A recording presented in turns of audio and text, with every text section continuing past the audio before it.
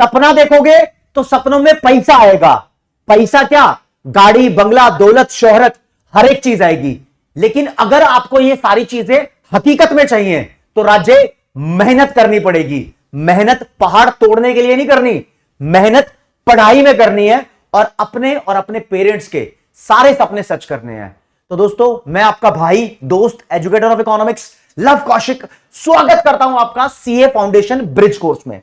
अभी तक आप सभी बच्चे जानते होंगे कि सीए बनने की जर्नी में सबसे पहला स्टेप सीए फाउंडेशन का होता है और सीए फाउंडेशन के अंदर आपको 4 सब्जेक्ट की प्रिपरेशन करनी पड़ती है। Paper number 1 accounting, paper number 2 business law, paper number 3 quantitative aptitude और paper number 4 is business economics. ये चारों पेपर आपके 100 नंबर के होते हैं। तो ओवरऑल 4 अलग अलग दिनों पर आपको इन पेपर को देना पड़ता है। तो 400 नंबर के एग्जाम होते हैं ओवरऑल। आपके 4 पेपर, चारों 100 नंबर के, 400 नंबर हो गए। अगर आप सीए फाउंडेशन को पास करोगे तो आपके कम से कम 200 नंबर होने चाहिए और हर एक सब्जेक्ट में मिनिमम 40 मार्क्स होने चाहिए। अब बच्चा बोलेगा यार हर एक सब्जेक्ट में 40 मार्क्स होंगे तो चारों सब्जेक्ट में 40 प्लस 40 प्लस 40 प्लस 40 160 हो गया तो बच्चा पास होगा? नहीं, टोटल करोगे तो 200 आना चाहिए कम से कम। तो यानी अगर किसी बच्चे के एक सब्जेक्ट में 40 नंबर भी हैं तो उसको किसी दूसरे सब्जेक्ट में 50 60 70 80 90 नंबर लाने होंगे ताकि वो ओवरऑल सबका टोटल 200 कर सके कम से कम।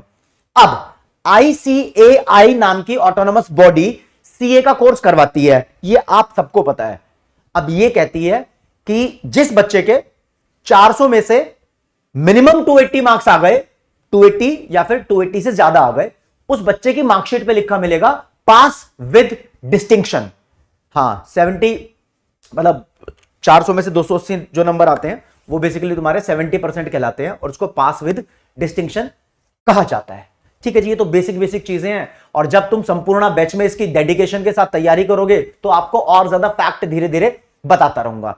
तो मेरा भी सब्जेक्ट है बिजनेस इकोनॉमिक्स जो मैं पढ़ाता हूं, उसका ब्रिज कवर अप कराने के लिए। 11वीं 12वीं में तुम इकोनॉमिक्स पढ़ लेते हो और लोगों का कहना है कि 11वीं 12वीं वाली इकोनॉमिक्स ही तो होती है आगे। ऐसा कुछ नहीं है, उससे आगे की इकोनॉमिक्स होती है और उसके बीच में जो एक पुल होता है, ब्रिज होता है, वो फिलअप करेंगे हम इस चीज से। क्योंकि दोस्तों मैंने ठाना है कि यह देखा जाता है कि सीए फाउंडेशन का रिजल्ट मतलब 20 25 30% रहता है और इवन ये 15% भी रहा है, डिपेंड करता है अटेम्प्ट टू अटेम्प्ट। तो ये जो रिजल्ट इतना कम रहता है ये किस वजह से रहता है? ये इस वजह से रहता है कि बच्चों को अवेयरनेस नहीं होती शुरुआत में। जितनी टाइम में वो खुद को अवेयर कर पाता है, जागरूक कर पाता है, उतनी देर में तो उसका पेपर नजदीक आ जाता है। तो ये अवेयरनेस प्रोग्राम है एक तरीके से। आप यहां पर अवेयरनेस ले लोगे फिर बहुत आसानी से सीए फाउंडेशन का पेपर पास कर सकते हो। डिफिकल्ट नहीं होता, ये तो सबसे आसान पेपर होता है। ठीक है, तो कर लोगे, पासा पलट दोगे, बहुत सारे बच्चे ये पेपर पास कर पाए, ये मेरा मानना है और इस चीज के लिए मैं मुहिम चलाता हूं, इस चीज के लिए मैं काम करूंगा। तो दोस्तों आते हैं फिर बिजनेस इकोनॉमिक्स। आज मैं क्या कराने वाला हूं आपको, आपका जो प्यारा सा नन्ना सा मुन्ना सा सब्जेक्ट है उस सब्जेक्ट का सिलेबस ओवरव्यू दूंगा और यह बता दूं आपको कि चारों पेपर के अंदर कैलकुलेटर लेकर जाना अलाउड है। साइंटिफिक कैलकुलेटर नहीं, सिंपल वाला कैलकुलेटर स्टेशनरी वाले भैया बता देंगे जब तुम खरीदने जाओगे कि वो कौन सा कैलकुलेटर आपको दे रहे हैं, साइंटिफिक वाला नहीं, राइट। तो नॉर्मल कैलकुलेटर अलाउड है, कैलकुलेटर यूज करना आप सीख जाओगे। बेसिकली बिजनेस लॉ के सब्जेक्ट में तो कैलकुलेटर की जरूरत होती नहीं है बच्चों को, ज्यादातर अकाउंट्स में क्वांटिटेटिव एप्टीट्यूड में ही होती है, फिर बिजनेस इकोनॉमिक्स में कहीं ना कहीं होती है। देखते हैं दोस्तों। हाँ जी, अगर मैं आपको बिजनेस इकोनॉमिक्स की सब्जेक्ट डिटेल दूं तो इस बिजनेस इकोनॉमिक्स में आपको कुल मिला के 10 चैप्टर पढ़ने हैं। 10 के 10 चैप्टर ये रहे, नाम लिखे अभी तो। और मुद्दे की बात आप ध्यान से सुनना, बच्चे को यह पता होना चाहिए कि भैया उसको स्ट्रिक्ट किस चीज पे रहना है, कहां से उसका पेपर बनता है। तो आईसीएआई नामक संस्था ने अपना एक मॉड्यूल बनाया हुआ है, तो उस मॉड्यूल से तुम्हारा सीए फाउंडेशन का पूरा पेपर बनता है, उस मॉड्यूल से बाहर नहीं आता। तो स्ट्रिक्ट टू द मॉड्यूल रहना चाहिए। तो मॉड्यूल खुलता कैसे, मैं इंटरनेट पे आपको सीधा लाइव खोलकर दिखा रहा हूं ताकि आप भी खुद ये एक्सपीरियंस ले सको। देखो दोस्तों, किसी भी search engine, for example Google पे मैं चला गया, मैं लिखूंगा आईसीएआई स्टडी मटेरियल, लिख दिया। आपके सामने मैं यहां पर क्लिक कर दूंगा, पहले ही जो लिंक आया, फिर लिखा है फाउंडेशन कोर्स, इस पे क्लिक कर दिया। फिर ये देखो 4 सब्जेक्ट आ गए। फाउंडेशन कोर्स पे लिखने के बाद 4 सब्जेक्ट आ गए, accounting, business law, quantitative aptitude और बिजनेस इकोनॉमिक्स। अपन बिजनेस इकोनॉमिक्स पे कर देते हैं क्लिक, ये लो जी। अब यहां पर पेपर नंबर 4 इस पे कर देता हूं। ये आपके चैप्टर्स लिखे हुए हैं भाई, चैप्टर 1, चैप्टर 2, चैप्टर 3, चैप्टर 4। आप यहां देख पाओगे कि जो एक चैप्टर है, ये लो जी, चैप्टर तो ये रहा, लेकिन इस चैप्टर के अंदर यूनिट्स हैं, यूनिट 1, यूनिट 2। हाँ जी, ऐसा ही सिलेबस डिवाइड कर रखा है। एक चैप्टर का नाम है, उस चैप्टर के अंदर आपको यूनिट्स पढ़नी है ना। तो मेन चैप्टर है, यूनिट उसके अंदर है। 11th 12th में क्या होता था, मेन यूनिट होती थी, यूनिट के अंदर चैप्टर्स होते थे। यहां चैप्टर उसके अंदर यूनिट्स हैं। तो इन चैप्टर्स के बारे में एक बार ओवरव्यू मैं आपको दे दूं ताकि आपको आइडिया हो जाए कि करने क्या वाले हैं बेसिकली। तो दोस्तों, ये चैप्टर्स के नाम है, सीधे सीधे लिखे हुए हैं आप लोगों के लिए, आप कभी भी इन नाम को पढ़ सकते हो। इन नाम को बताने में मेरा कोई इंटरेस्ट नहीं है अभी। आपको 10 चैप्टर है, इतना रियलाइज करवाना चाहता हूं। आगे आओ, पहले चैप्टर के नाम पे आ जाओ, नाम अब पढ़ लेंगे यार, है ना। तो पहले चैप्टर का नाम है nature and scope of business economics.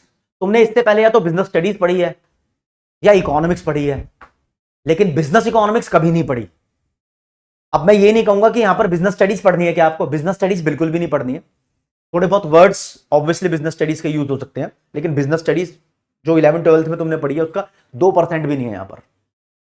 देखो, इकोनॉमिक्स के कॉन्सेप्ट्स को हम बिजनेस में अप्लाई कैसे करते हैं, इस एप्लीकेशन को, इस यूज करने की टेक्निक को बोलते हैं हम बिजनेस इकोनॉमिक्स। ये सब्जेक्ट बिल्कुल ऐसा नहीं बोलेंगे कि बहुत पुराना है। 1951 में एक बंदा था, लौंडा, जॉयल डीन। हाँ, हम ऐसी लैंग्वेज यूज करेंगे ताकि हम आसानी से पढ़ लें।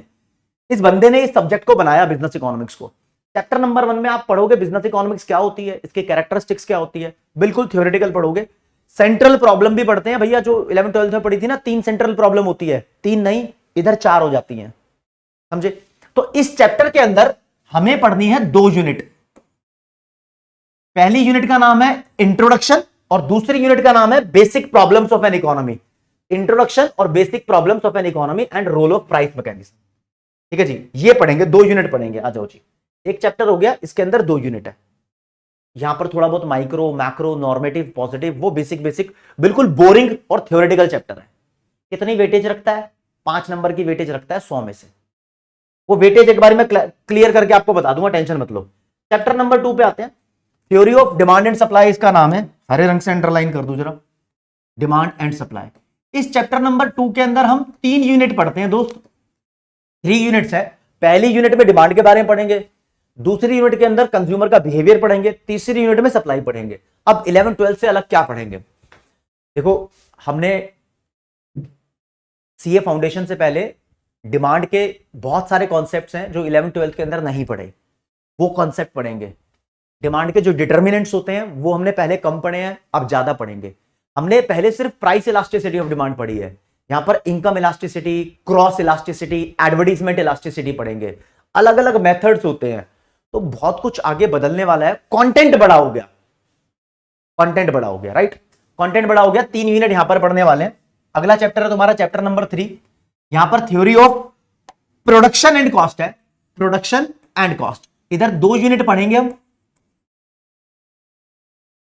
पहली यूनिट का नाम प्रोडक्शन है, दूसरी यूनिट का नाम कॉस्ट है, फिर ये चैप्टर कवर अप हो जाएगा। अब इसमें क्या पढ़ेंगे भाई, हमारे पास कुछ नए डायग्राम आएंगे, जैसे कि आइसो क्वांट कर्व, तुमने पहले कभी नहीं पढ़ा होगा, तो आइसो क्वांट यहां पढ़ोगे। कॉस्ट के अंदर हम long run average cost curve पढ़ेंगे, इकोनॉमीज ऑफ स्केल पढ़ेंगे। ये चीजें पहले नहीं पढ़ी थी, ये चीजें अब आगे आपको पढ़नी पड़ेगी। और कहीं ना कहीं ये एक कंपनी के लिए कैलकुलेशन पर्पस से, प्रोडक्शन और कॉस्ट के लिए बहुत इंपॉर्टेंट होती है, राइट। आगे चलते हैं, चैप्टर नंबर 4 है price determination in different market. इसके अंदर 3 यूनिट पढ़नी है आपको। कुल मिला के मैं ये बोल सकता हूं कि ये जो चैप्टर है, इसमें तुम्हें ऐसा लगेगा कि तुमने 11th 12th के अंदर माइक्रो इकोनॉमिक्स में पढ़ लिया होगा, forms of market, perfect competition, monopoly, है ना। ये तुमने सिर्फ बेसिक चीजें पढ़ी थी। अब बेसिक से आगे यहां पर थोड़े हाई लेवल के डायग्राम्स हैं, तो वो हाई लेवल के डायग्राम्स सीखने को मिलेंगे। जितनी क्लासिफिकेशन ऑफ मार्केट हमने पहले नहीं पढ़ी थी, उससे ज्यादा क्लासिफिकेशन ऑफ मार्केट होती है। तो वो क्लासिफिकेशन ऑफ मार्केट किस लेवल पे, किस किस पार्ट में होती है, तो अलग अलग टाइप ऑफ मार्केट यहां पर पढ़ने लगेंगे हम। फिर चैप्टर नंबर 5, इसके अंदर ये सिंगल यूनिट है, यही है, बिजनेस साइकिल इसका नाम है, इसको ट्रेड साइकिल भी बोलते हैं। इकोनॉमी की अप्स एंड डाउन्स को ये पूरा समझाता है कि अपस्विंग क्या होता है, बूम क्या होता है, डाउन स्विंग क्या होता है, रिकवरी क्या होता है, contraction, expansion, depression, trough, recession, ऐसे वर्ड्स यहां पर सुनने को मिलते हैं। उनके रीजंस क्या होते हैं, कौन कौन सी चीजें हैं जो रिसेशन को इंडिकेट करती है, रिसेशन आ गया चला गया, ऐसा। ठीक है, तो उसके बारे में पढ़ेंगे। आते हैं भैया चैप्टर नंबर 6 पे। यहां पर आपको 2 यूनिट पढ़नी है और नाम सुना सुनाया लग रहा है, डिटर्मिनेशन ऑफ नेशनल इनकम। यहां पर पहली यूनिट के अंदर तो आप पढ़ोगे national income, income method, expenditure method, value added method, macro economics में पढ़ा हुआ है, उससे 10-15% आगे और ज्यादा आगे नहीं है। अब personal income, private income, personal disposable income, gross national disposable income, net national disposable income, CBSE वाले बच्चों ने तो पढ़ी नहीं है। कहीं ना कहीं स्टेट लेवल के बच्चों ने इन चीजों को पढ़ा है, सीबीएसई वाले बच्चों ने इनको नहीं पढ़ा है। तो सीबीएसई वाला बच्चा यहां बहुत वीक फील करता है। अब जब यूनिट 2 आती है, यूनिट 2 इसके अंदर केनेजियन थ्योरी है, वहां पर स्टेट बोर्ड वाला बच्चा ही फंसता है, सीबीएसई बोर्ड वाला ही फंसता है, जिनने 11वीं-12वीं पढ़ाई कर रखी है। क्योंकि अभी तक तुमने एडीएएस पढ़ा था 2 सेक्टर के अंदर, आपने इन्वेस्टमेंट मल्टीप्लायर पढ़ा था, अब यहां पर आगे दूसरे मल्टीप्लायर्स भी लॉन्च हो गए हैं, एक्सपोर्ट मल्टीप्लायर भी आपको देखना है, 3 सेक्टर 4 सेक्टर के इक्विलिब्रियम्स भी देखने हैं। तो यहां पर अच्छे खासे न्यूमेरिकल्स हैं, डायग्राम्स हैं, कुछ भी पेपर के अंदर आ सकता है। अगला आते हैं जी चैप्टर नंबर 7। इसके अंदर 4 यूनिट है।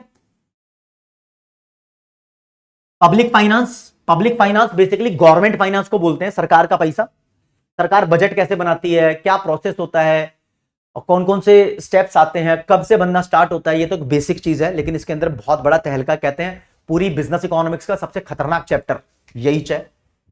मात्र 10 नंबर का है, लेकिन कंटेंट बहुत सारा है, बच्चा इसमें घुसता रह जाता है, कहता है अरे सिर्फ 10 नंबर के लिए इतना सारी कथा क्यों सुना रहे हो। ठीक है, तो सुनने में तो आसान लगता है, लेकिन जब करेंगे तब पता लगेगा। 8वां चैप्टर मनी मार्केट है, तो इससे पता ही लग रहा होगा बच्चों को, मनी मार्केट है तो आरबीआई, कमर्शियल बैंक, ये सब पढ़ना है। जो हम पहले मनी मल्टीप्लायर पढ़ चुके हैं ना, उससे आगे का मनी मल्टीप्लायर है। यहां पर खतरनाक लेवल की कैलकुलेशन है, कुछ ऐसी रियल मार्केट टर्म्स है।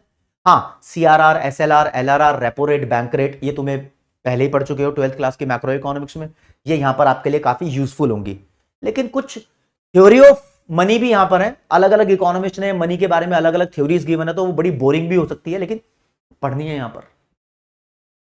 देखो जी, हर एक चैप्टर आपके मन मुताबिक नहीं चलेगा, हर एक चैप्टर में इंटरेस्टिंग कंटेंट शायद ना हो, यही तो मुश्किलें हैं। जब कोई कॉन्सेप्ट इंटरेस्टिंग नहीं है फिर भी उसको समझना पड़ेगा, और समझाना कैसे इंटरेस्टिंग तरीके से, उसके लिए मैं हूं, फिर वो टेंशन मत लो आप। ठीक है, आओ जी आओ। हाँ जी, इस चैप्टर के अंदर आपको 3 यूनिट पढ़नी पड़ेंगी, 3 यूनिट। चलो जी आगे आते हैं। फिर है international trade. International trade export import है, एक्सपोर्ट इंपोर्ट पे कौन कौन से टैक्स लगते हैं, वो टैक्स को टैरिफ बोलते हैं, वो टैरिफ कितने तरीके के होते हैं, और कौन कौन सी इकोनॉमिक यूनियन होती है, अलग अलग कंट्री ने क्या क्या अपने ग्रुप बनाए हुए हैं, वो उनकी टर्म्स एंड कंडीशन ट्रेड की क्या है, डब्ल्यूटीओ के फंक्शंस, कौन कौन डब्ल्यूटीओ में बैठा हुआ है, तो इंटरनेशनल लेवल पे जानकारी है। यहां पर आपको 5 यूनिट पढ़नी है, 5 यूनिट पढ़ोगे दोस्तों, हर यूनिट का अलग अलग नाम होता है। फिर इंडियन इकोनॉमी, ये प्योर थ्योरेटिकल चैप्टर है, जैसे चैप्टर 1 भी प्योर थ्योरेटिकल है, चैप्टर 5 भी प्योर थ्योरेटिकल है, और चैप्टर 10 भी प्योर थ्योरेटिकल है। ये 3 चैप्टर आपको प्योर थ्योरेटिकल मिलेंगे, और इंटरनेशनल ट्रेड भी ऑलमोस्ट थ्योरेटिकल है, तो ये 4 चैप्टर थ्योरेटिकल हो गए। इसके अंदर यही एक यूनिट है, यही चाचा है, यही भतीजा है, जैसे 5वें चैप्टर में सिंगल यूनिट है, 10वें चैप्टर में भी यही चैप्टर का नाम है और यही यूनिट है। इंडियन इकोनॉमी, इंडिया का हिस्टोरिकल बैकग्राउंड पढ़ना है, ब्रिटिश राज से लेकर आज तक इंडिया ने तरक्की कैसे करी है। तो हाँ, आप सही समझ रहे हो कि अंग्रेजों ने हमारी इकोनॉमी को कैसे एक्सप्लॉइट किया था, फिर हमने अपने देश को कैसे आगे बढ़ाया, economic reforms, liberalisation, privatisation, globalisation, फिर नीति आयोग, फिर आज के टाइम में इंडिया की करंट स्टेट क्या है, इंडिया कहां स्टैंड करता है, तो कुछ डेटा है, कुछ गवर्नमेंट के द्वारा लागू की गई स्कीम्स है, प्रोजेक्ट है, उसके ऊपर यहां से क्वेश्चन आता है पेपर के अंदर। अब तुम जानना चाहोगे यार ये 10 चैप्टर इनकी वेटेज कितनी है, तो लेट मी रिवाइज गाइस, एक अच्छी सी चीज जिससे आपको आइडिया हो जाना चाहिए। चैप्टर आपको देखने में 10 लग रहे होंगे, वो कहते हैं ना सतसैया के दोहे जो नाविक के तीर, सतसैया के दोहे जो नाविक के तीर, देखने में छोटे लगे घाव करे गंभीर।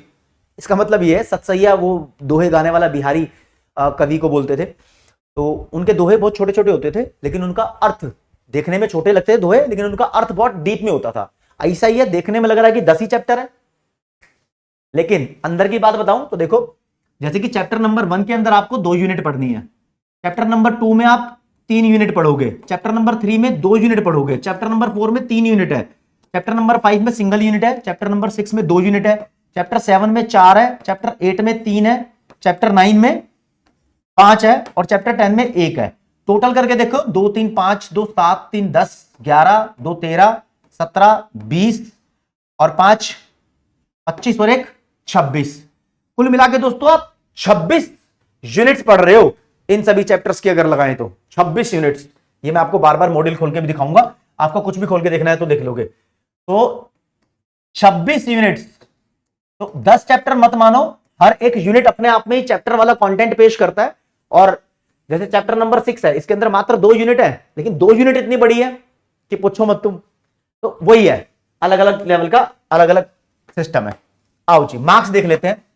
यहां पर मार्किंग स्कीम, कौन सा चैप्टर कितना मजबूत है। अब पहला चैप्टर 5 नंबर का, दूसरा चैप्टर हमारा 10 का, तीसरा 10 का, चौथा 15 का, सबसे ज्यादा महंगा चैप्टर है, पांचवा 5 का है, छठा भी 15 का है। ये दोनों महंगे महंगे चैप्टर है।